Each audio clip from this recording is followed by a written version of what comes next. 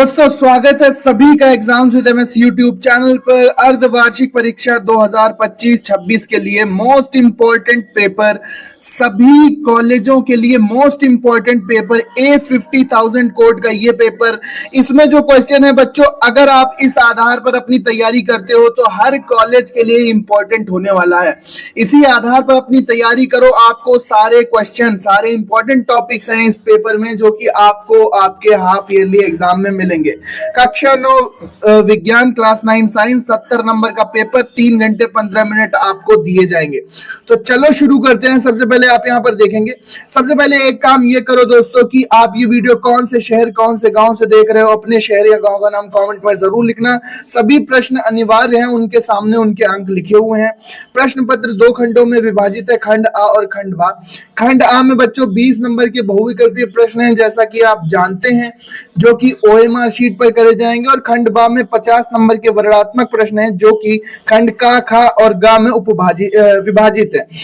15 minute paper पढ़ने के लिए अपने उत्तरों की पुष्टि के लिए स्वच्छ नामांकित चित्र और रासायनिक समीकरण दीजिए। पहला क्वेश्चन भौतिक विज्ञान यानी फिजिक्स से, निम्नलिखित में से अदिश राशि कौन सी है? बल, त्वरण, वेग या कार्य। तो अदिश राशि कौन सी होती है? जिसमें परिमाण हो, दिशा ना हो। तो वो क्या होगा दोस्तों? वेग होगा, त्वरण होगा, बल होगा। बल की दिशा होती है भाई, त्वरण की भी दिशा होती है, कार्य की भी दिशा होती है, लेकिन वेग की दिशा नहीं होती है। वेग किसी भी दिशा में हो सकता है। तो यहाँ पर अदिश राशि, यहाँ पर वेग होना चाहिए। एक बार चेक कर लेना, यहाँ पर कार्य लग रहा है। ठीक है। नेक्स्ट क्वेश्चन, समय दूरी ग्राफ का ढाल क्या बताता है? तो चाल बराबर दूरी बटे समय। भाई एक तरफ क्या है? एक तरफ समय है, एक तरफ दूरी है, डिस्टेंस है, एक तरफ समय। तो इसका ढाल क्या है? दूरी, चाल बराबर दूरी बटे समय तो होगा। तो क्या बताएगा? चाल बताएगा बच्चों।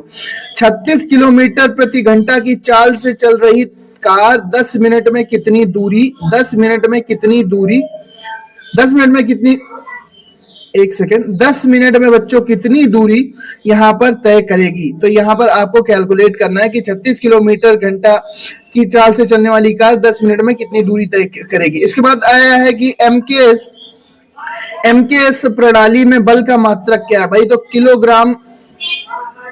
किलोग्राम मीटर पर सेकंड स्क्वायर यहां पर होना चाहिए। अगला क्वेश्चन, किसी वस्तु का जड़त्व किस पर निर्भर करता है? तो बच्चों वस्तु का जो जड़त्व होता है वो गुरुत्वीय त्वरण पर निर्भर करता है। गुरुत्वीय त्वरण पर यहां पर निर्भर करेगा। ठीक है। वस्तु के द्रव्यमान पर भी वैसे निर्भर करता है जड़त्व।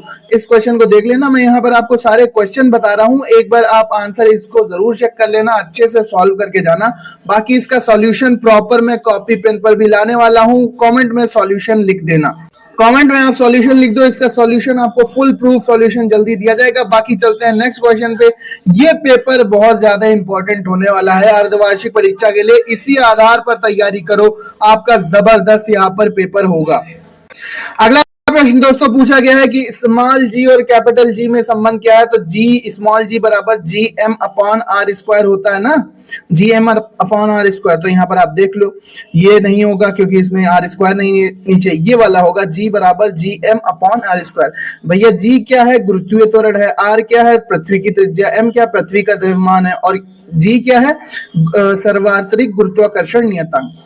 अगला प्रश्न है, चंद्रमा पर गुरुत्वीय त्वरण कितना होगा? भाई पृथ्वी पर होता है 9.8 मीटर पर सेकंड स्क्वायर। तो जो पृथ्वी पर जितना गुरुत्वाकर्षण होता है, जितना गुरुत्वीयकरण होता है, चंद्रमा पर उसका 1/6 होता है। यानी हमें 6 से भाग लगाना पड़ेगा 9.8 में। अगर 9.8 में हम 6 से भाग लगाएंगे तो यहाँ पर चंद्रमा पर गुरुत्वीय त्वरण निकल आएगा, लगभग 1.57 मीटर पर सेकंड स्क्वायर होता है।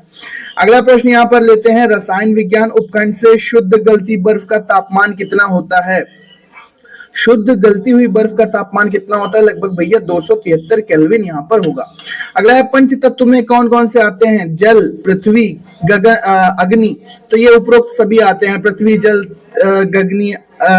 गगन, अग्नि, समीर यानी वायु, ये सब आते हैं। अगला प्रश्न है, सल्फर क्या है? भाई सल्फर क्या है? सल्फर एक क्या है?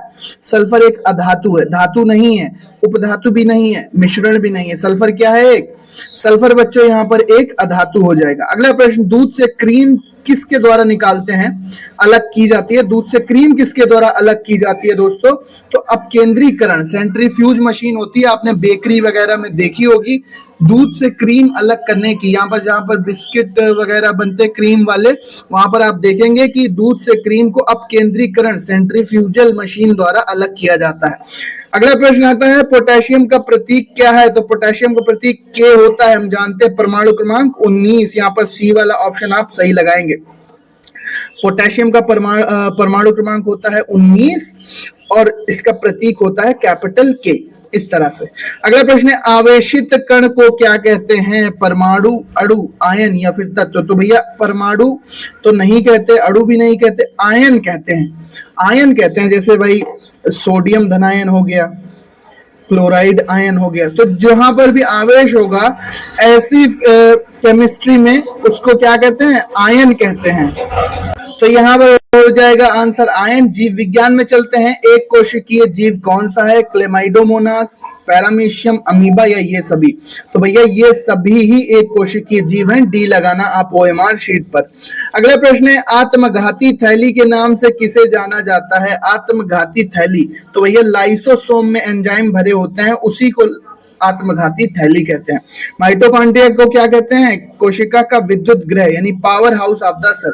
राइबोसोम प्रोटीन संश्लेषण में मदद करते हैं और केंद्रक कोशिका की सारी क्रियाएं नियंत्रित करता है।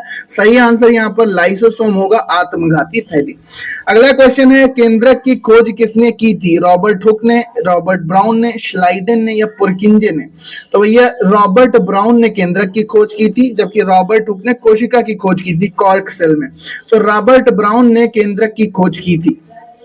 अगला प्रश्न है यहाँ पर, विभज्योतक क्या होता है? तो विभज्योतक कहां पर होता है? तो तने के शीर्ष पर तेजी से विभाजित होने वाला ऊतक होता है, जिसे विभज्योतक कहते हैं, जो कि पौधे की लंबाई बढ़ाने में मदद करता है।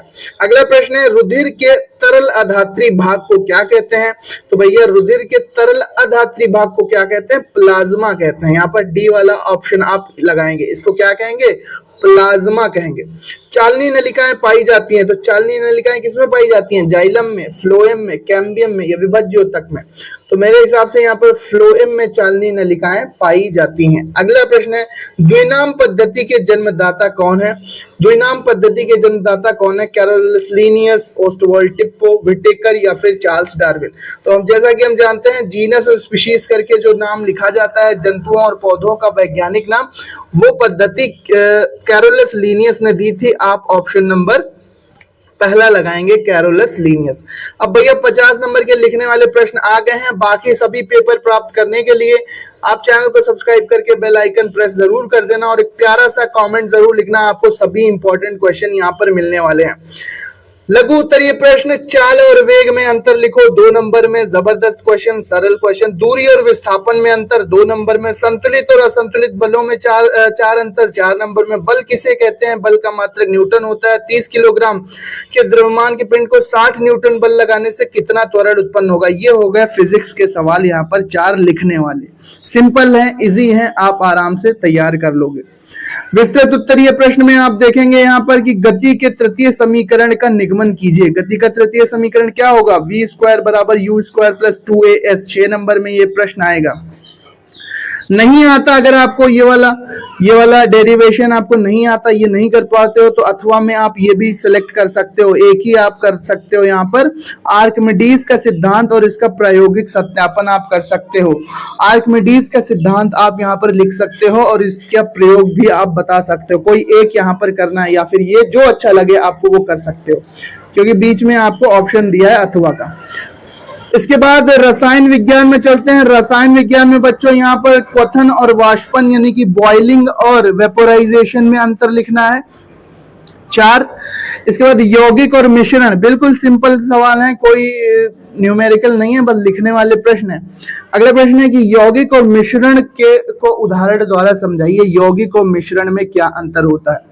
इसके बाद सबसे सिंपल प्रश्न 6 नंबर में पूछ लिया गया है कि ठोस, द्रव और गैस में अणुओं की विशेषता लिखिए। भाई ठोस में अणु पास पास होते हैं, द्रव में थोड़ी दूर होते हैं और गैस में बहुत दूर होते हैं, जैसा कि आपने चित्र में देखा होगा। नहीं आता अगर ये वाला तो आप कर सकते हो परमाणु और अणु में अंतर, परमाणु और आयन में अंतर आप दे सकते हो। जीव विज्ञान पे चलते हैं। जीव विज्ञान में सबसे पहले पूछ लिया गया है प्रश्न 4 नंबर में। ये प्रश्न पूछा गया है बच्चों कि यूकैरियोटिक और प्रोकैरियोटिक कोशिका में अंतर लिखो।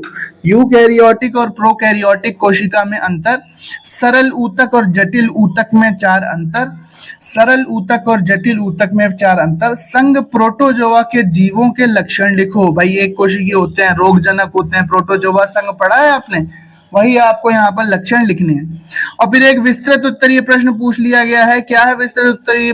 विस्तृत यानी लॉन्ग आंसर टाइप क्वेश्चन की पादप कोशिका का सचित्र वर्णन कीजिए, इसका इलेक्ट्रॉन सूक्ष्मदर्शी से चित्र बनाकर नामांकित भागों को बताइए। या फिर आप नहीं कर सकते तो तंत्रिका कोशिका यानी न्यूरॉन की संरचना आप बता सकते हैं, चित्र उसका बना सकते हैं, उसका वर्णन कर सकते हैं। वो आपने देखा होगा ना, dendron, dendroids, axon, Ranvier node, synapsis, वो वाला चित्र तंत्रिका कोशिका, ऐसा वाला चित्र जो आपने देखा होगा। जो ब्रेन में सेल्स पाई जाती हैं, जो स्पाइनल कॉर्ड में सेल्स पाई जाती हैं, वो तंत्रिका कोशिका इस तरह से आपने देखा है ना, वो यहाँ पर आप बना सकते हैं। या फिर जो पादप कोशिका, यहाँ पर पादप कोशिका पहला है, कोई एक करना है। पादप कोशिका यूं आपने देखी है ना, प्लांट सेल जैसी कोशिकाएं पौधों में पाई जाती हैं, उस सेल की यहाँ पर संरचना आपसे पूछी गई है, ठीक है।